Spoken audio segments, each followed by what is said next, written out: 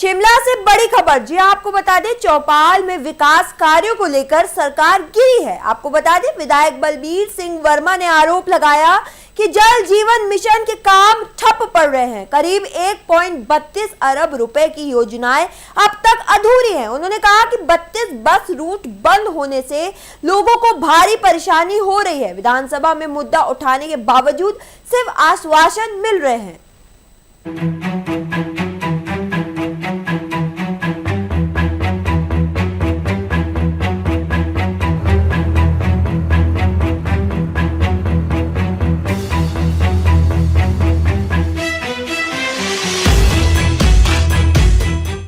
इस समय हमारे बीच मौजूद है भाजपा उपाध्यक्ष व चौपाल विधानसभा क्षेत्र के विधायक बलबीर वर्मा जी। जो देखा भी जा रहा था, सदन के दौरान विभिन्न महत्वपूर्ण प्रश्न पूछे गए। सबसे पहले बात करेंगे जल जीवन मिशन के तहत। जिस तरीके से लगातार आपने बात भी रखी थी कि लगभग कुछ कार्य ऐसे जहां पर करोड़ों रुपए लग गया, लगभग 1-2 लाख रुपए के चलते ही वो कार्य रुके हुए हैं। लेकिन वही जो उप मुख्यमंत्री मुकेश अग्निहोत्री ने कहा है कि लगभग केंद्र से लगभग 1286 या 36 करोड़ की करीब पैसा है, जिसके चलते कार्य रुके हुए हैं।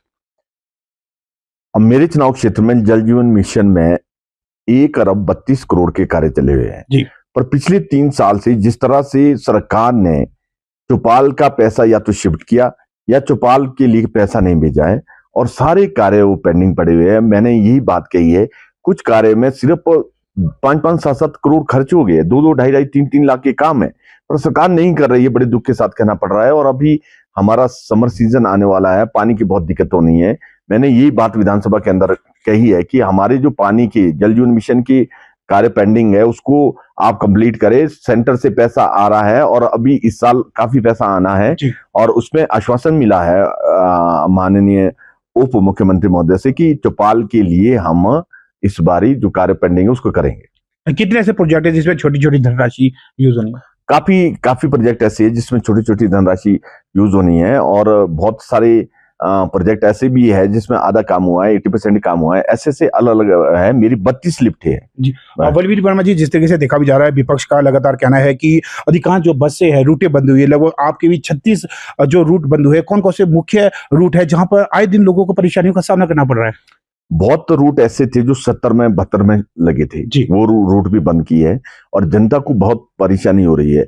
मेरा चुनाव क्षेत्र बहुत ही इंटीरियर और दूर दराज का क्षेत्र है और उन क्षेत्रों में छोटी गाड़ियां भी बहुत कम है। बसों के माध्यम से ही हमारे लोग आते जाते हैं। जिस तरह से चौपाल चुनाव क्षेत्र में इन्होंने कोई 32 रूट बंद किए है, बसें बंद की है, ये बहुत ही दुखद है। और मैंने विधानसभा के अंदर भी उठाया था ये मुद्दा और आश्वासन ही मिल रहा है 3 साल से कि नहीं बसें आएगी, आपको बसें देंगे। पर मुकेश अग्निहोत्री का ये भी कहना है कि जिस तरीके से जो देखा भी जा रहा है, आपदा के दौरान कुछ सड़कें क्षतिग्रस्त हुई है। कहीं ये कारण तो नहीं कि सड़कें अत्यधिक दयनीय स्थिति में जिसके चलते बसें नहीं चल पा रही है? सड़कें जो 2023 में खराब हुई थी, आज तक की कुछ सड़कें रिपेयर नहीं कर सके। सड़कों की हालत भी दयनीय है पर बसें फिर भी सड़कों में ट्रक जा रहे हैं, बड़े ट्रक जा रहे हैं, पर बसें इन्होंने एकदम बंद करके जहां बीजेपी के विधायक है वहां से बसें वहां शिफ्ट करके कांग्रेस के क्षेत्र में ये ले गए। ये बहुत ही दुखद है। इस तरह से प्रताड़ना करनी विपक्ष के विधायक की ये गलत है। अगर देखा जाए रोबोटिक की बात की जा रही है और वहीं अगर चौपाल विधानसभा क्षेत्र की बात करें तो कितने अस्पताल ऐसे जहां की स्थिति अत्यधिक दयनीय है, एक्सरे मशीनें नहीं है, स्टाफ की कमी है। पिछली गवर्नमेंट ने हमारे 62 डॉक्टर चौपाल में लगाए थे। सरकार बदली, उसके बाद चौपाल से सारे डॉक्टर कांग्रेस क्षेत्र की जो विधायक है उन क्षेत्रों में डॉक्टर भेजे हैं। ये कांग्रेस पार्टी एक प्रताड़ना वाला काम करती है, पीड़ा वाला काम करती है, बदले की भावना से काम करती है। और आज की स्थिति ये है कि हमारे 20 डॉक्टर भी चौपाल में नहीं है। और हमने हॉस्पिटल नेरवा का बहुत सुंदर बनाया था और चौपाल का हॉस्पिटल की बिल्डिंग भी एक बनाई, कुपी के अंडर कंस्ट्रक्शन है और मेरे कार्यकाल में ही उसमें शुरू हुआ था काम। और हमने पीएससी भी बहुत सारी बनाई थी।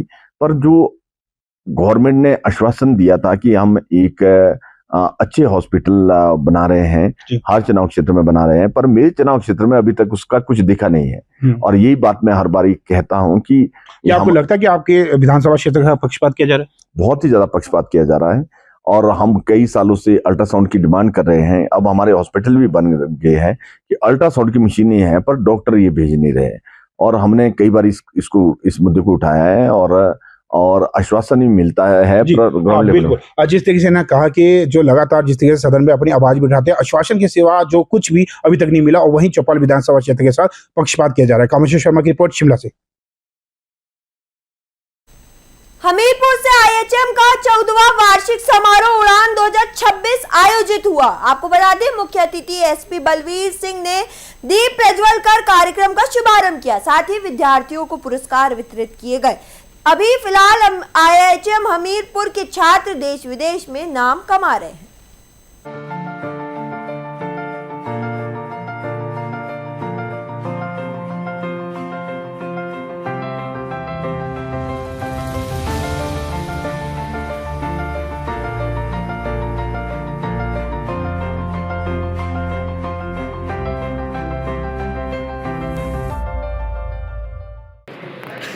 Madam SP and distinguished chief guests, proud parents, dedicated faculty members, all my dear students, it gives me immense pleasure, pride and heartfelt joy to welcome SP Hamirpur as chief guest of Udan, the 15th graduation ceremony. I would request everyone to give a huge round of applause for our chief guest.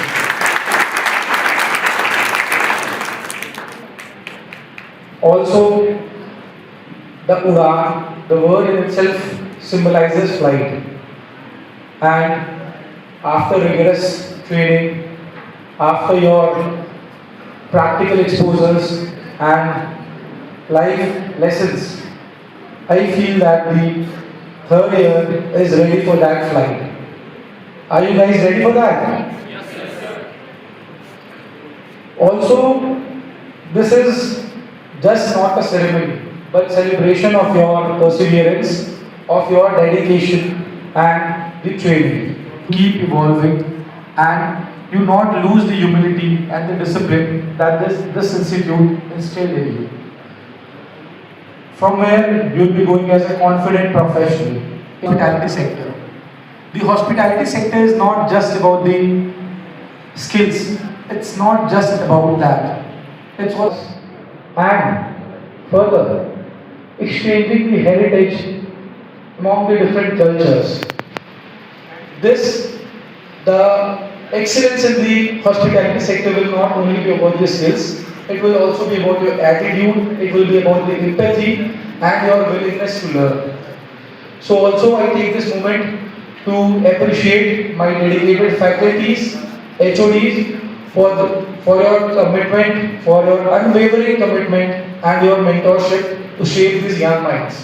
National level पर भी हम देखते हैं कि कई लोग हमारे बहुत अच्छा काम कर रहे हैं और बहुत स्टूडेंट्स हैं जो ऐसे इंस्टीट्यूट से निकल के इंटरनेशनल सिनेरियो पर अपना एक जगह बना रहे हैं और वो अच्छे तरीके से अपने जो प्रोफेशनल उन्होंने क्वालिफिकेशन हासिल करी है उसका वो फ़ायदा ले रहे हैं और अपने देश के लिए, अपने समाज के लिए और अपनी फैमिली के लिए वो एक अच्छा नाम कमा रहे हैं।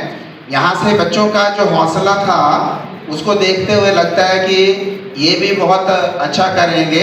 आपका जो इंस्टीट्यूट है इसकी एंट्रेंस ही इतनी मतलब कि अमेजिंग है और आप लोग यहाँ पे एजुकेशन हासिल कर रहे हैं। अपने आप को आप लोगों को इसमें लकी समझना चाहिए। हमें ये प्राउड इंस्टीट्यूट हमारे पास है। फिलहाल अभी एक छोटे से वक्त ब्रेक का, तब तक देखते रहिए लोकल 7 न्यूज।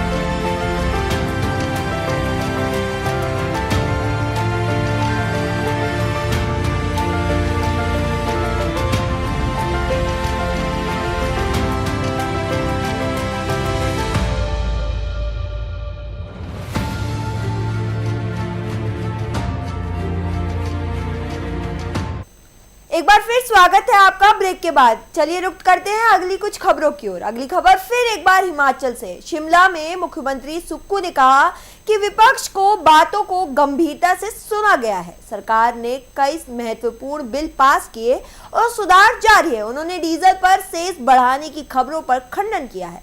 प्रदेश आत्मनिर्भर बनने की दिशा में तेजी से आगे बढ़ रहा है। पारित किया गया। स्पीकर ने कहा है कि Himachal Pradesh is taking lead, चाहे वो सुप्रीम कोर्ट की डायरेक्शन हो या देखो, हिमाचल प्रदेश में जो ये एक्ट लाया है, इसमें कहा गया है जो जिस पार्टी से चुनकर आएगा और अपनी पार्टी को छोड़कर दूसरी पार्टी में जाता है तो लोकतंत्र में वो बिक जाता है। तो जिस पार्टी के चुनाव चिन्ह पर वो जीत कर आता है, उस चिन्ह पर 5 साल रहेगा तो उसको पेंशन मिलेगी। अगर वो डिफेक्ट करता है तो उसको उस टर्म की पेंशन नहीं मिलेगी और उसको आगे भविष्य में भी पेंशन नहीं मिलेगी। इस प्रकार का हम ये बिल लेकर आया। इससे क्या होगा कि जो लोकतंत्र है वो मजबूत होगा और लोकतंत्र के जो फाउंडेशन है वो मजबूत होंगे।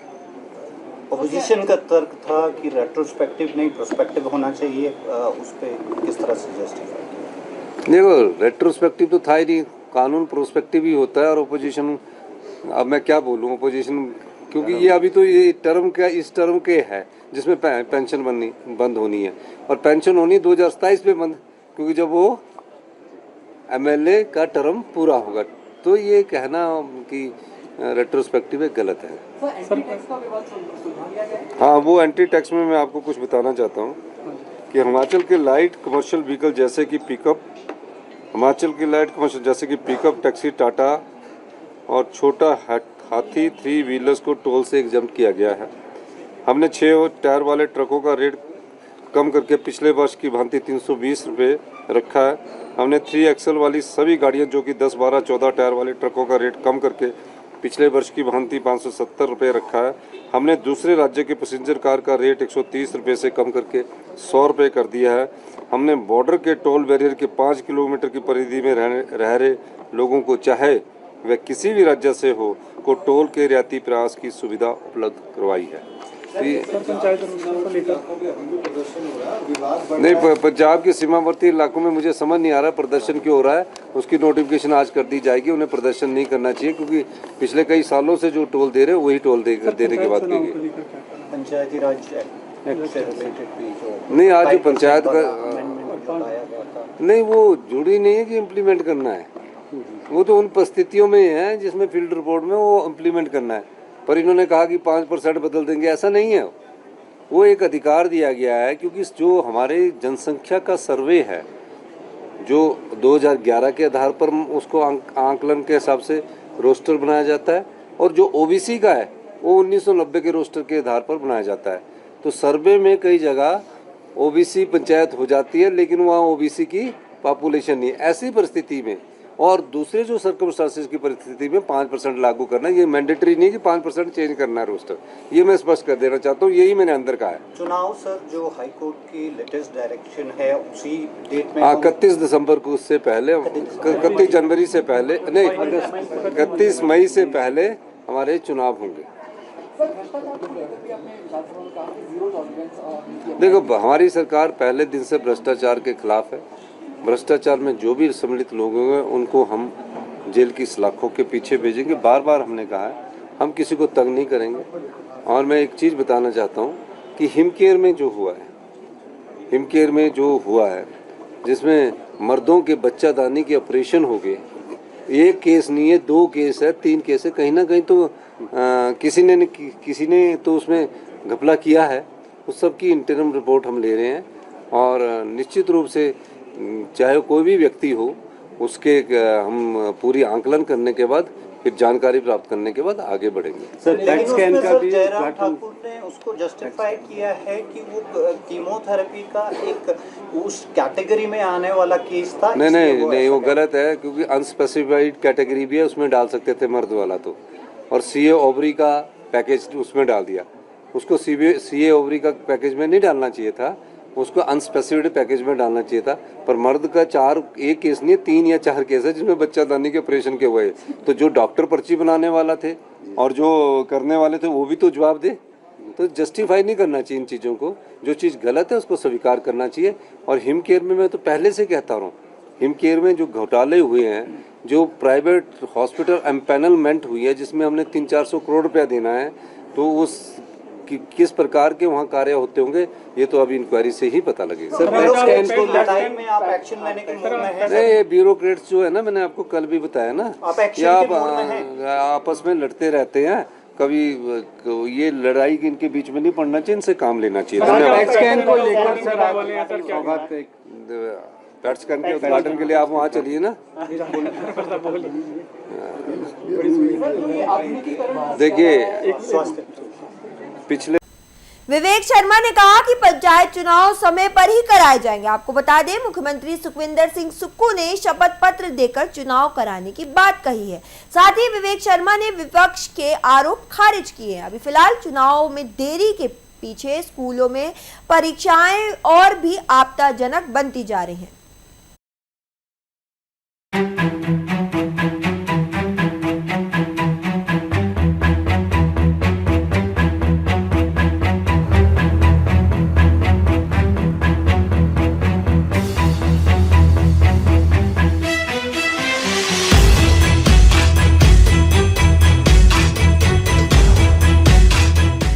पंचायती चुनाव को लेकर जिस तरीके से लगातार जो विपक्ष ने आक्रोश किया है और खासकर सदन के बाहर और अंदर भी उन्होंने यही बात रखी कि जो प्रदेश सरकार है वो चुनाव कराने के मूड में नहीं है। जिस तरीके से अगर देखा जाए, हाई कोर्ट ने भी जिस तरीके से कहा था कि 30 अप्रैल से पहले ये चुनाव हो जाने चाहिए, जबकि सुप्रीम कोर्ट ने भी 31 मई से पहले चुनाव कराने के लिए कहा गया था। फिलहाल इस समय हमारे बीच मौजूद है कांग्रेस विधायक विवेक शर्मा जी, इनसे विस्तारपूर्वक चर्चा करेंगे। विवेक शर्मा जी, सबसे पहले आपका स्वागत है। धन्यवाद जी। सर, जिस तरीके से लगातार विपक्ष का कहना है कि जो सरकार की जो मंशा है वो चुनाव कराने की नहीं है, इसमें आपका क्या कहना है? देखिए, सरकार की मंशा जो है वो चुनाव कराने की है और सरकार ने एक बार भी इस बात को नहीं कहा कि चुनाव नहीं करवाने हैं। सरकार ने पहले दिन से इस बात को कहा है कि चुनाव भी कराएंगे, समय से भी कराएंगे, मगर प्रदेश के मौजूदा हालातों को देख के जो है उन चुनाव को कराया जाएगा। जिस समय चुनावों की बात दिसंबर में थी, उस समय सरकार ने कहा कि बच्चों को स्कूल के पेपर लगे हैं, कहीं ना कहीं बच्चों की शिक्षा जो उसके ऊपर प्रभावित होती है। उसके साथ साथ प्रदेश में डिजास्टर एक्ट लगा था। अभी तक जो है वो सरकार जो है वो जो गांव कहीं रास्ते और पहाड़ी क्षेत्र में रास्ते खराब थे, साधन अभी ठीक नहीं हुए थे, उन सब चीजों को देखते जो है वो उसको डिले करने की कोशिश की थी। और उसके बाद सरकार ने खुद कोर्ट में एफिडेविट दर्ज किया कि जो है वो चुनावों को कराया जाए और मई महीने से पहले चुनावों को करवाएं। अभी देखा जाए, भाजपा विधायक जो रणधीर शर्मा ने कहा है कि जो मुख्यमंत्री ने गोल गोल आंसर दिया है कि अगर कोई अड़चन नहीं पड़ती है तो निश्चित तौर पर चुनाव होंगे।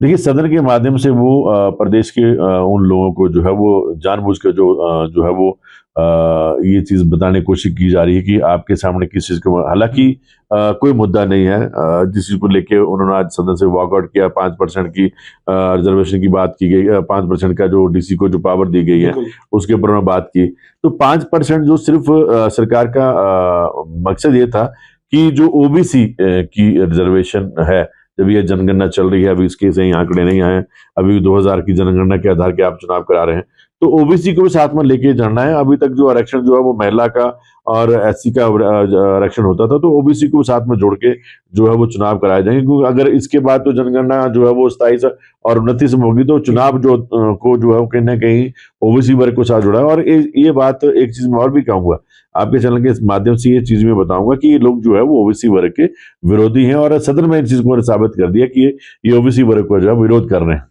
जी, ये थे कांग्रेस विधायक विवेक शर्मा जी। इनका स्पष्ट रूप से कहना है कि खासकर जो बीजेपी है तीर का तार बना रही है, और खासकर जो मुख्यमंत्री सुखविंदर सिंह सुक्खू ने जहां सदन में भी आश्वासन दिया है कि 31 मई से पहले जो पंचायती चुनाव है वो करवा दी जाएगी। कामेश्वर शर्मा की रिपोर्ट, शिमला से।